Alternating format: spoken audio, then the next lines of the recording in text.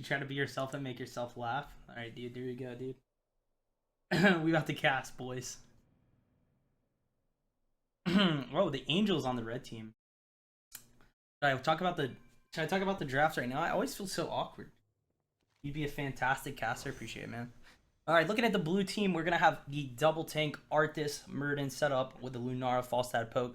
A lot of slows, a lot of poke coming out from them, followed with the Rhaegar support. So some good sustain there as well. Ancestral hitting Murden or Arthas could mean a lot in these team fights. Okay, look. Oh, Jesus. Whoa.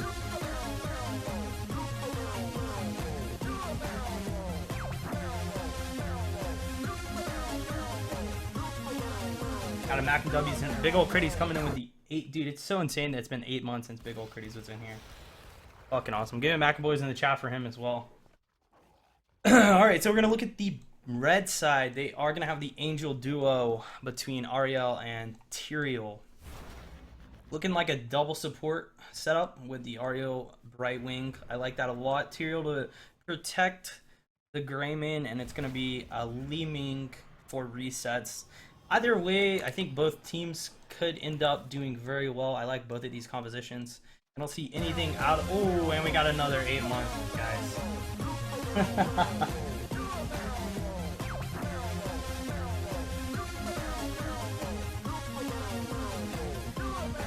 Yo, give me some Mac and Boys in the chat for Sinister Granny as well. Jesus, you guys are doing me up.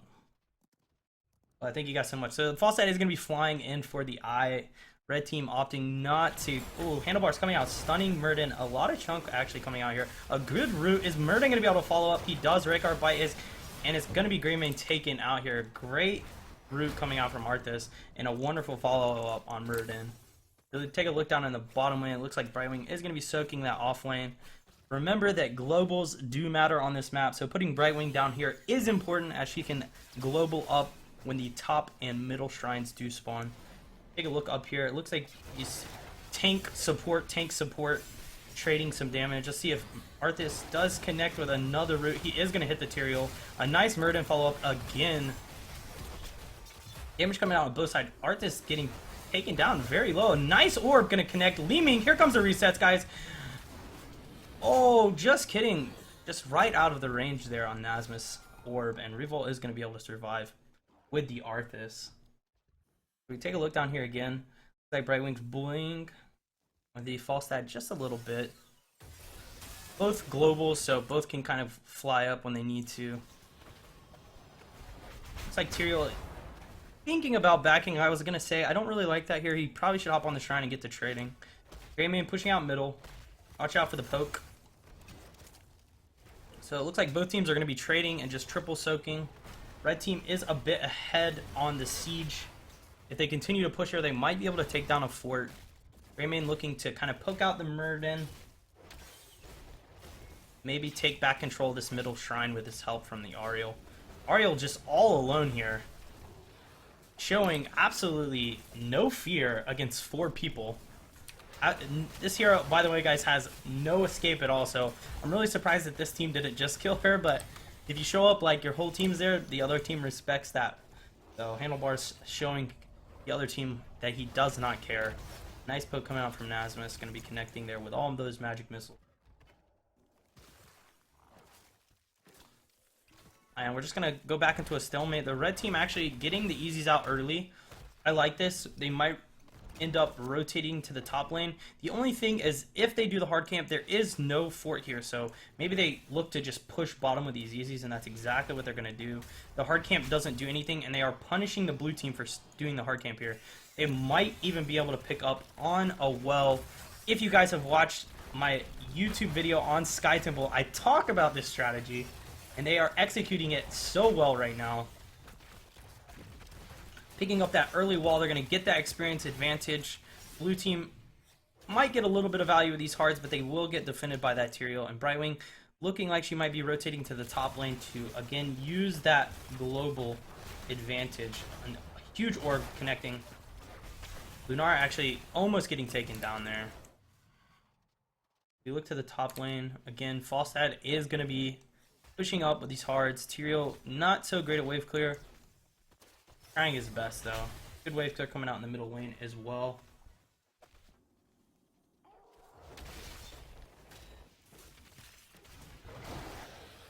And the blue team pushing out the bottom camp. They are actually doing the exact same thing that the red team did before. They're going to be pushing out the bottom camp while the red team does that hard camp. A great rotation here, but red team catching onto it early. They're going to send their 3-man down to defend. A really good rotation from the red team. I'm actually impressed. As you can see, they even picked up the wall here.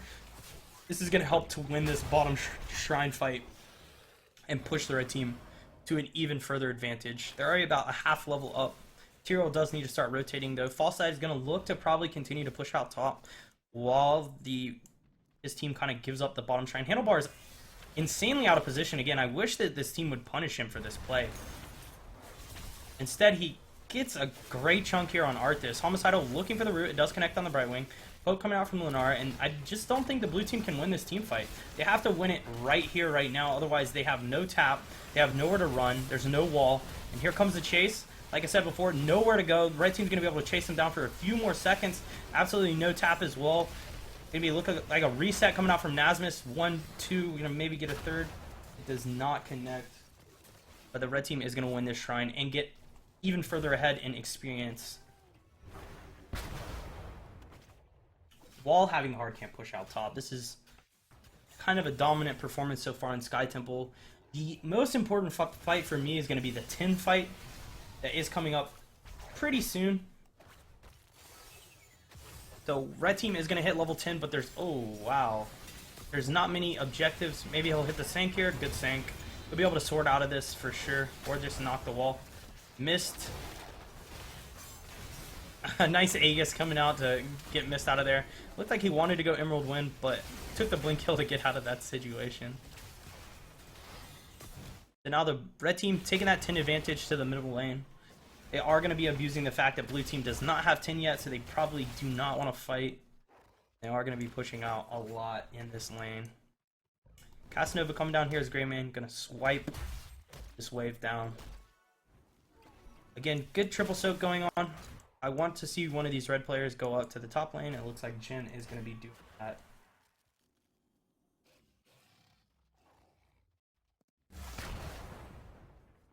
Li Ming pushing out the bottom lane. Needs to be careful here not to get picked. Blue team has picked up the 10. This is the 10 fight that I was talking about. The blue team has a chance to swing this game, and this is their fight that they really want to do that. This will happen before red team hits 13s on next shrine. So Handlebar stepping up again. Just out of control. Good poke coming out from Nasmus. And they are looking for this fight. The only problem here is, again, they have nowhere to run. All of this space for the red team to chase. So they have to make sure that they're very decisive on who they kill. And it's going to be really hard with that Crystal Aegis on the Ariel. Comes the force right here. Ariel probably going to have to Aegis herself, I would assume. Nice stun from Murden. The Aegis comes out. Let's see if the stack happens. Lots of heals. A good sync as well. Maybe we can get a Gust into the wall a little early on the Gust Lily Sauce, and this looks like it's going to be terrible for the blue team. Resets coming out. Nasmus putting out damage where he can. Nice magic missile. Does it connect on the Arthas? He's going to go down here. Let's see if they can pick up anything else. Maybe they force a boss. Nice beast step coming out. Looks like they're just going to do a shrine. Keep it safe. And OG keeps coming in with the old Severino Cappuccino. 10 months up in this bitch. We get some Mac and boys in the chat for OG keeps. Thank you so much, OG. Red team is honestly running away with this game. At this point, it's going to be very hard for them to throw unless somebody gets picked. They have that 13 advantage I was talking about before when the shrines spawn.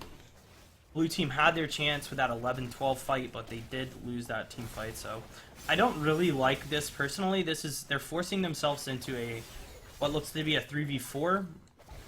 They're missing both of their damage dealers as well, so this could be a throw on the red team side. Aegis is up. There's no Sank though.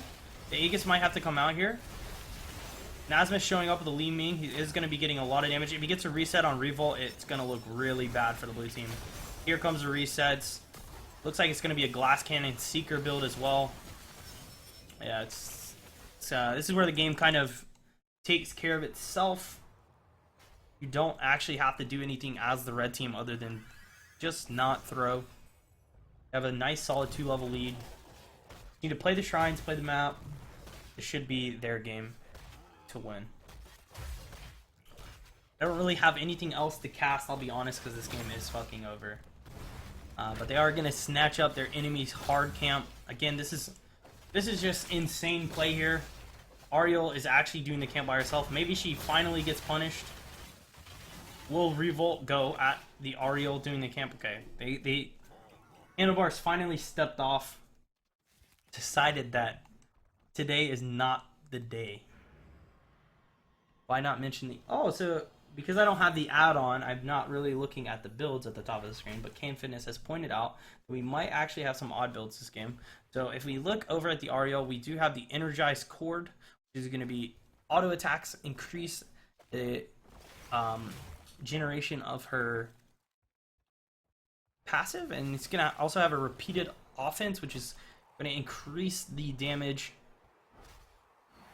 on Ariel's E, I think is what that does. Secret glass cannon build. Okay, the engage is going to be coming out. Crystal just coming down as quick as it can be. I don't think we have an unfettered assault as well on Greyman. It's a little bit different. Jen taking a lot of damage. He is not taken down. But again, this is a really good window for the blue team. Right before 16, red team's playing it really well though, just staying on their keep or on their fort. But now this is where the red team should look to turn it up, as they do have that 16 advantage. Forcing a fight at this point is not bad at all. Azimuth's just connecting with the magic missiles. Handlebars actually has no Aegis here, so I think he's going to be taken down here. Can Miss keep him up? They both might go down here. Falstead getting out as much damage as possible. He is going to be picking up on the Oreo. Casanova on the Greymane. Saint coming down. Brightwing's on the outside of it. Is she going to be killed by Arthas? She does not fall. And Ethix as Rhaegar are going to be biting that Tyrael. It's going to be a 1-for-1 trade. I would have liked to have seen more out of the blue team there.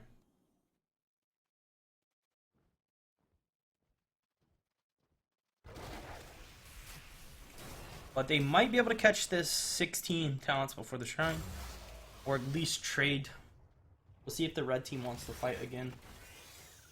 Fighting without the Aegis there was a little greedy. The level advantage was there, but blue team got a nice catch onto her and she had no way out of there.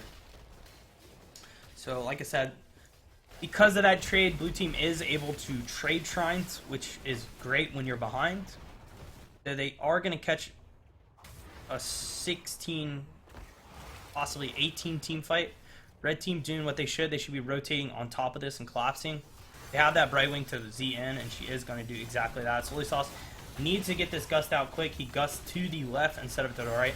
Red team luckily running from the right side, not the left, so they are going to be able to pick him up, and blue team is going to be able to get out of there as well with only the loss of the Falstad. Probably going to be able to pick up both mid, bot, shrine, and the boss. A lot of value coming out there.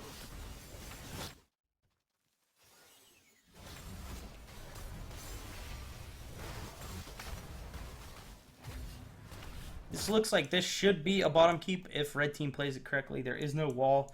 The wall is usually what protects and gives you enough time to knock down the boss before he starts wailing on your keep. In this case, there is none. There is no protection for the keep. This boss will go right to that building and start punching away at it. So see if we can get a pick here from the red team. Nice rotation. Murden doing a great job of being a frontliner here. 16-18 fight. Nice root on Ariel. Is she going to have to Aegis? Stun coming out from Murden. Falstad. Here comes the Aegis. Is Gus going to follow up? Sank coming down. The whole red team is stacked up perfectly on this Sank. And it looks like blue team is just going to be taken down here. Bunch of resets coming out. Can we get another reset on Li Ming? There's one more. Another one. Another one. DJ Khaled. Asmus missing everything, but he did hit his Disintegrate. Let's see if they decide to take this to the house. I personally would, especially since they just got another one. And I think, yeah, that is going to be GG, guys.